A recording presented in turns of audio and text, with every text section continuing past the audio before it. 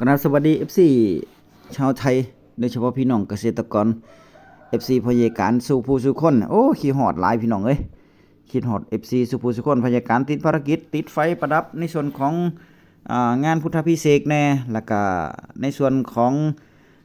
เวทีเครื่องเสียงหรือว่าไฟประดับในส่วนของเพิ่นจ้างมานั่นล่ะแล้วคณะพยาการก็เลยได้ไปก็เลยได้เอาบรรยากาศมาให้เบิ่งเด้อพี่น้องเด้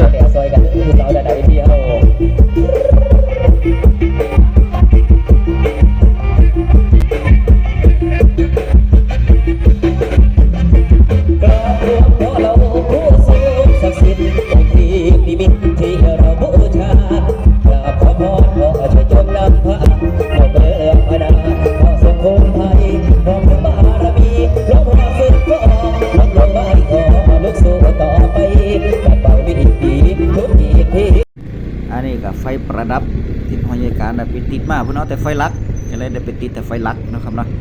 ในส่วนของไฟต้นไฟพัดไฟหมุนไฟหยังเพิ่นบ่เอางบหน่อยพี่น้องงบหน่อยนี่พอได้มีแสงสี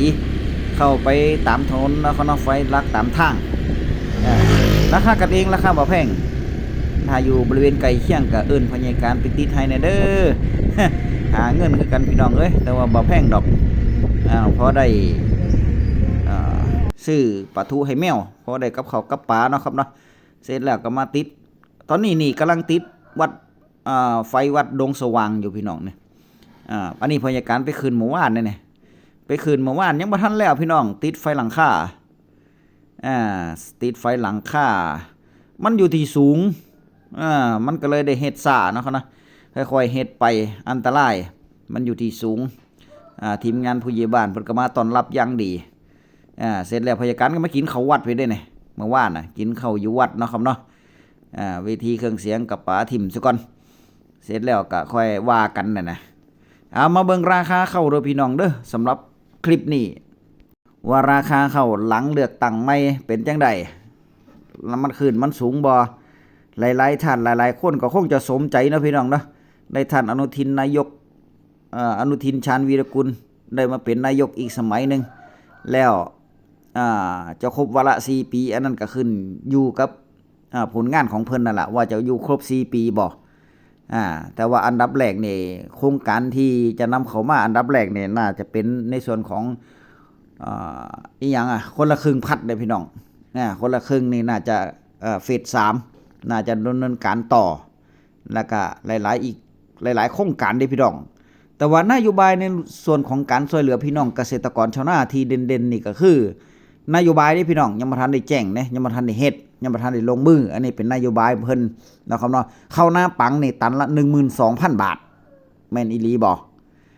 เบิ่งรอเบิ่งผลงานเด้อข้าวหน้าปังเฉพาะข้าวหน้าปังนี่ 12,000 บาทแต่ว่าถ้าเป็นข้าวหน้าปีข้าวหอมมะลิข้าวหน้าปีข้าวแห้งตันละ 18,000 บาทเด้เกษตรกรชาวนาจะได้เฮบ่หรือว่ามันจะได้อีหลีนะครับเนาะราคามันสำปะหลังราคากิโลละ4 บาทพุ่นเด้ที่เพิ่นหาเสียงไว้เลยว่าเป็นนโยบายของชูนโยบายของเพิ่นเลยเนาะพี่น้องเนาะที่เด่นมากที่สุดก็คนละพัดพี่น้องคนละพัดแล้วก็อีกเรื่องนึงก็คือในเรื่องของที่เพิ่นชูเข้ามาก็คือเรื่องของคนไทยนี่จะรวยพี่น้องเพิ่นว่าคนไทยจะรวยจนได้เอ่ยปากว่าพอแล้วรวยแล้วบ่ฮู้สิเอาเงินไปไว้ที่หม่องใดเนี่ยเพิ่นว่าอันนี้คือนโยบายของเพิ่นเด้อพี่น้องเด้อท่านนายกอนุทินชาญวีรกุลจังใดเพิ่นก็ได้เข้ามาแล้วเนาะครับเนาะเป็นการตัดสินใจของพี่น้องเกษตรกรเป็นการตัดสินใจของพี่น้องปวงชนชาวไทยทั่วประเทศพี่น้องของเพิ่นนี่ได้สสแปะ200พุ่นเด้แปะ200พุ่นเพราะฉะนั้นก็ในส่วนของผู้ที่หักในส่วนของบุคคลอื่นหรือว่าท่านอื่นก็ทำหน้าที่คือกันเด้อสสก็ได้นะครับเนาะแต่ว่าขวัญใจของพี่น้องเกษตรกรชาวนาไทยก็คือท่านสสชัชวาลแพทย์ยาไทยสมัยนี้ท่านก็ยังได้เป็นสสอีกสมัยหนึ่งเด้อพี่น้องเด้อ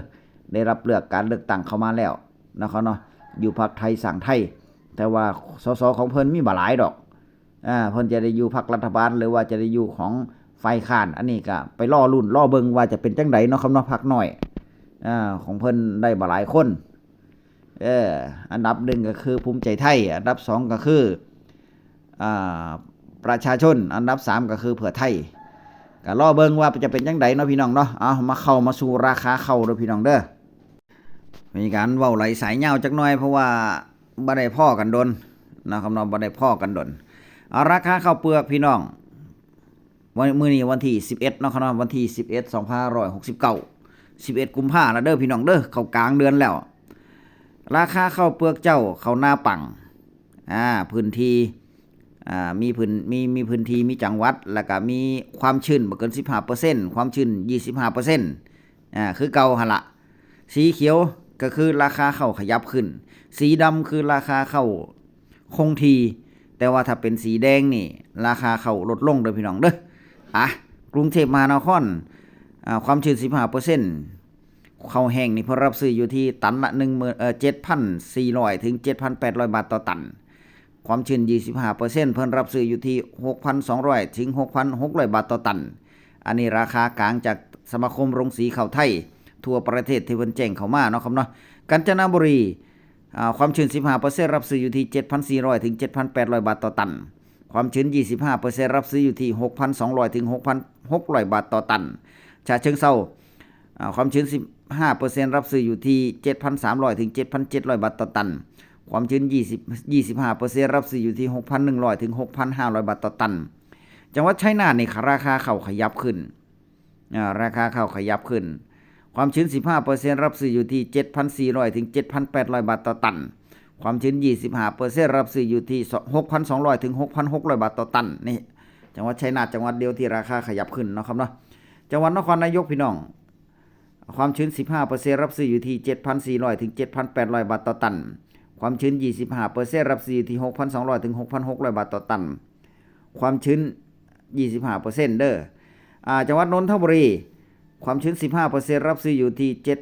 7,400 ถึง 7,800 บาทต่อตันความชื้น 25% รับซื้ออยู่ที่ความชื้น 25% 6,200 ถึง 6,600 บาทต่อตันไปเบิ่งต่อพี่น้องจังหวัดนครปฐมความชื้น 15% รับซื้อที่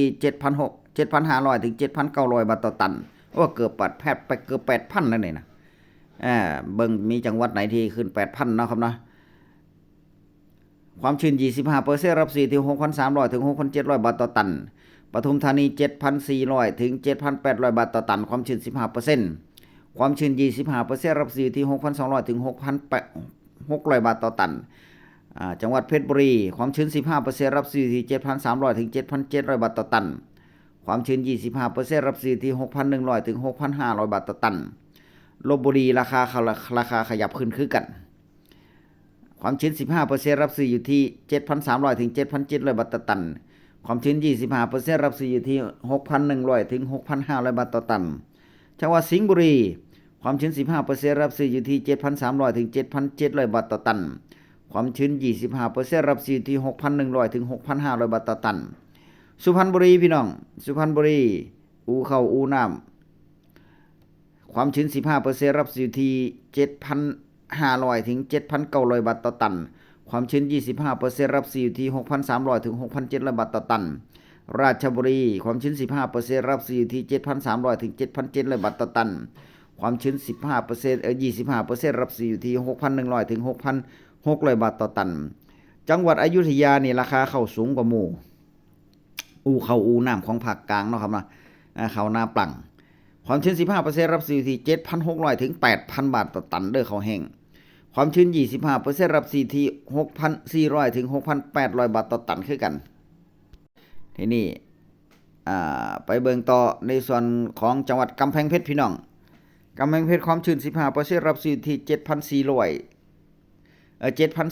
ถึง 7,700 บาทต่อตันความชื้น 25% รับซื้อที่ 6,200 ถึง 6,600 บาทต่อตันนครสวรรค์ความชื้น 15% รับซื้ออยู่ที่ 7,300 ถึง 7,700 บาทต่อตันความชื้น 25% รับซื้ออยู่ที่ 6,100 ถึง 6,500 บาทต่อตันพิษณุโลกความชื้น 15% รับซื้ออยู่ที่ 7,300 ถึง 7,700 บาทต่อตันความชื้น 25% รับซื้ออยู่ที่ 6,100 ถึง 6,600 บาทต่อตันเพชรบูรณ์ความชื้น 15%รับซื้ออยู่ที่ 7,300 ถึง 7,700 บาทต่อตันความชื้น 15% รับซื้ออยู่ที่ 6,100 ถึง 6,500 บาทต่อตันอุตรดิตถ์ความชื้น 15% จังหวัดสุดท้ายรับซื้ออยู่ที่ 7,400 ถึง 7,800 บาทต่อตันความชื้น 25% รับซื้ออยู่ที่ 6,200 ถึง 6,600 บาทต่อตันสรุปจังหวัดที่ซื้อสูงมากที่สุดก็คือจังหวัดอยุธยาเนาะครับฮอด 8,000 บาทต่อตันแต่ว่าแต่ละโรงสีแต่ละพื้นที่จังหวัดเดียวกันนี่กันลองเช็คเบิ่งเด้อว่าราคาบ่ซ้ำกันเด้อย่างที่ผู้จัดการบอกไว้นะขนาดราคาบ่ซ้ำกันจักหม่องหั่นล่ะขนาดจังหวัดเดียวกันขนาดหมู่บ้านเดียวกันซื้อแต่ละคนแต่ละหม่องนี่คือตัดราคากันโลดนะบางคนก็ให้สูงบางคนก็ให้ต่ำก็มีอันนี้ก็ให้พี่น้องเกษตรกรชาวนาที่ผู้จัดการแนะนำก็คือโทรเช็คซะก่อนเด้อเวลาจะขายข้าวเนาะครับเนาะเวลาจะขายข้าวโทรเช็คโทรเอาซะก่อนมาเบิ่งข้าวหน้าปีพี่น้องข้าวหน้าปี67-68นี่บ่มีไผซื้อแล้วเนาะมันเป็นข้าวเก่าของปีที่แล้วมาเบิ่งข้าวเปลือกเจ้าหอมมะลิปี68/69เด้อปี68/69ราคาก็ถือว่าสูงเติบอยู่เด้ตันละ 17,000 บาทนโยบายของท่านอนุทินชาญวิรกุลก็คือ 18,000 บาทต่อตันเด้มารอเบิ่งเด้อมารอเบิ่งตอนนี้ยังบ่ทันได้รับตำแหน่งเนาะครับนะกำลังจัดตั้งรัฐบาลกันอยู่จังหวัดบุรีรัมย์พี่น้องข้าวหอมมะลิ105ความชื้น 15% ความชื้นไม่เกิน 15% บุรีรัมย์รับซื้ออยู่ที่ตันละ 16,500 ถึง 17,000 บาทต่อตันเด้อนครราชสีมาโคราชรับซื้ออยู่ที่ 16,000 ถึง 17,000 บาทต่อตันจังหวัดร้อยเอ็ด 16,000 ถึง 17,000 บาทต่อตันขอนแก่นความชื้นบ่เกิน 15% ข้าวหอมมะลิรับซื้อเริ่มต้นอยู่ที่ 15,800 ถึง 17,200 บาทต่อตันจังหวัดยะโสธรรับซื้ออยู่ที่ 16,000 ถึง 17,500 บาทต่อตันอันนี้ก็ถือว่าสูงเติบเด้อุดรธานีรับซื้ออยู่ที่ 15,500 ถึง 16,500 บาทต่อตันอุบลราชธานีรับซื้ออยู่ที่ 16,500 ถึง 17,000 บาทต่อตันศรีสะเกษรับซื้ออยู่ที่ 16,000 ถึง 17,500 บาทต่อตันสุรินทร์ 16,200 ถึง 17,000 บาทต่อตันจังหวัดอำนาจเจริญรับซื้ออยู่ที่ 17,500 บาทต่อตันเด้อพี่น้องเด้อเข้าแบบงามๆไปขายได้นะครับเนาะเพิ่นซื้อบัดเข้าตัวนี้นี่ไผมีเข้าก็ถือซ้ำมีทองอะนะเนาะไปขายหม่องใดเขาก็เอาเบิดนั่นล่ะแต่ว่าขึ้นอยู่กับว่ามันเป็นกลเม็ดของโรงสีจะตำหนิติเตือนเพื่อที่จะได้หักราคาลงจะได้ให้ต่ำลงนะอันนี้ต้องระมัดระวังเด้อพี่น้องเกษตรกรชาวนาที่จะไปขายข้าวเนาะครับเนาะที่จะไปขายข้าวอันนี้ต้องระมัดระวังเลยถ้ามองไหนให้ถือเกินก็อย่าไปขายดิล่ะอย่าไปขายหาหม่องอื่นพุ่นพี่น้องเอ้ยที่มันได้แพงๆนะครับเนาะมาเบิ่งราคาข้าวเหนียวกข6เด้อกข6จังหวัดขอนแก่นรับซื้อเริ่มต้นอยู่ที่ 11,500 ถึง 11,900 บาทต่อตันจังหวัดอุดรธานีรับซื้ออยู่ที่ 11,500 ถึง 12,500 บาทต่อตันเด้ออันนี้ข้าวเหนียวเนาะครับนะในส่วนของข้าวเหนียวสันปะตองใหม่เชียงใหม่รับซื้ออยู่ที่ 11,200 11,000 ถึง 12,000 บาทต่อตันจังหวัดอุดรธานีนี่ข้าวเหนียวเม็ดคละนี่รับซื้ออยู่ที่ 17,000 ถึง 11,200 เด้อแล้วก็ไปเบิ่งข้าวเปลือกปทุมนี่กรุงเทพมหานครความชื้น 25% รับซื้ออยู่ที่ 8,200 ต่อตันจังหวัดสิงห์บุรีความชื้น 15% ข้าวแห้งนี่รับซื้ออยู่ที่ 10,000 ถึง 14,000 ต่อตันข้าวความชื้น 25% รับซื้ออยู่ที่ 8,200 ถึง 8,600 บาทต่อตันนี่เป็นเรื่องราคาข้าวเนาะครับเนาะสำหรับมื้อนี้สำหรับอาทิตย์นี้หลังเลือกตั้งว่าราคาข้าวกับบางพื้นที่มี2จังหวัดแค่นั้นราคาข้าวขยับขึ้นเนาะครับเนาะแต่ว่าที่ผ่านมามันก็ราคาต่ำนี่ล่ะที่นี่ก็มารอลุ้นรอเบิ่งแบบพ่อใหญ่การนั่นล่ะว่านโยบายของแต่ละพรรคนี่ให้เลือกเอาให้พี่น้องตัดสินใจเอาในการเลือกตั้งครั้งนี้ก็ผ่านมาจากปลายปากกาของพี่น้องเกษตรกรชาวนาเฮาทั้งนั้นเลยแต่ทั้งที่นี่ทั้งนั้นถ้าเฮามักเพิ่นแจกเงินเอาเงินมาให้เฮาเท่ากับว่าเฮาขายสิทธิ์ขายเสียงเด้พี่น้องเพราะฉะนั้นก็เฮาต้องยอมรับให้ได้เด้ เฮาเลือกกามาแล้วเฮาเอาเงินเพิ่นแล้วถ้าคิดแนวนั้นเนาะครับเนาะถ้าคิดแบบนั้นเด้หมายถึงว่าถ้ารับเงินมาแล้วก็ไปกาเพิ่นจังซี่โดยที่เจ้าของบ่ได้ตัดสินใจบ่ได้เบิ่งนโยบายนี่อันนี้ก็ต้องยอมรับให้ได้นะครับเนาะจะดีจะเลวก็อย่าไปด่าเพิ่นเด้อเพราะเจ้าของเลือกมาเองนี่พี่น้อง พี่น้องเลือกมาเองในส่วนของจังหวัดบ้านพ่อใหญ่การกับพรรคภูมิใจไทยได้พี่น้องทั้ง2เขตมีแค่2เขตแค่นั้นก็ได้ภูมิใจไทยทั้ง2คนนะครับเนาะได้ภูมิใจไทยทั้ง2คนได้แต่คนพรรคบ่ได้เด้กานะ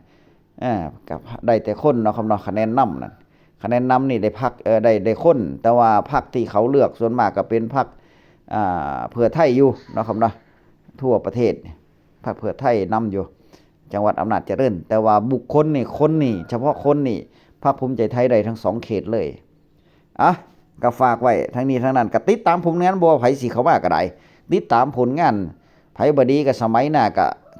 จื้อไว้ในใจจำไว้ในใจพี่น้องเสร็จแล้วอีก4ปีก็มาเลือกตั้งใหม่นะครับเนาะ